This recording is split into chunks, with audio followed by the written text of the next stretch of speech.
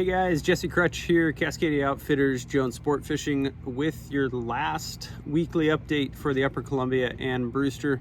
Just wanted to kind of recap last week. I spent a lot of the week kingfishing until we had the emergency rule change that closed down the season there on Thursday evening, and then spent last weekend sockeye fishing in the Brewster pool. So it had been a bit since I'd been back up in there, but we picked right back up where we left off, and there's tons and tons of fish around still, and they're super snappy in the mornings. The bite does die off a little bit as the sun comes up, but if you kind of just keep on those active schools, you can stay on a fairly consistent bite most of the day. I would say that the effort that you would spend over here is well worth coming out. If the temperature gauge at Malott is still over 70, I would say that any of you in the Eastern Washington or anybody that's been fishing the Brewster pool that wants to make another trip, these fish are going to be here well for at least probably another week, even with the rains, things like that.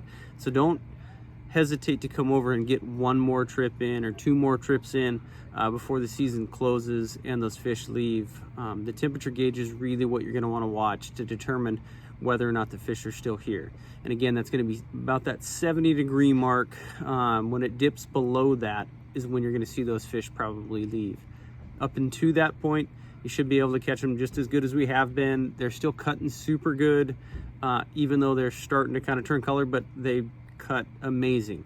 Every fish that we cut over the last 2 days has been awesome. We got 24 today, and I actually got my limit yesterday with my crew, so we ended up killing 28 sockeye yesterday and released a king up here. So it's been super good fishing. As far as depths, things like that, there's been really no consistency. I would say the biggest thing is just being on active schools of fish. There's fish literally everywhere. I sent Kyle a picture of my Panoptics today, and it is thousands of fish in there, from the surface to the bottom, full of fish, an amazing amount of fish. You can't even see our gear, and I wasn't getting bit.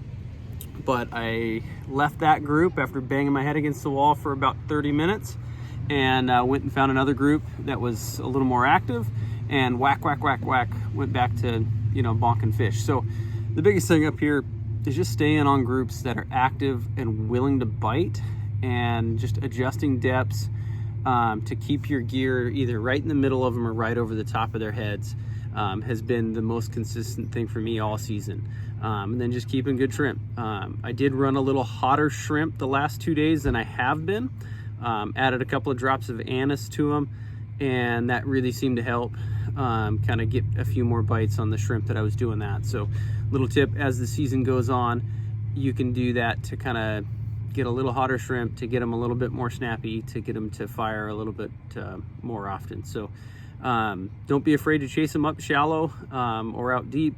Just finding the ones that are ready to go and staying on that group. So turn back around, go back through that group again until you quit catching them, then go on and finding another group that's ready to bite. So that's the big keys here. It's the big keys, whether it's the start of the season or the end of the season up here, is just staying on those fish that are ready to fire right at that moment, and turning around and making as many passes through it as you can. So I want to reach out, or I want to say thank you to all those that fished with us this season, whether me, Kyle, Barry. We really appreciate all the support up here. It's been a fun season. We've already been booking for next year as well, so call Danny and get on the books if you want to fish with us next year.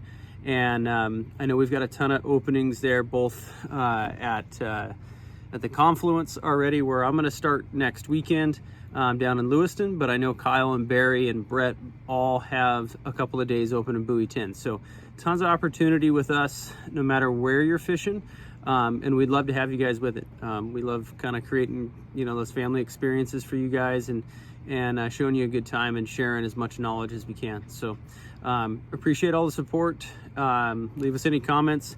And again, get up here and get a couple more sockeye before the season's all done. We'll talk to you guys soon.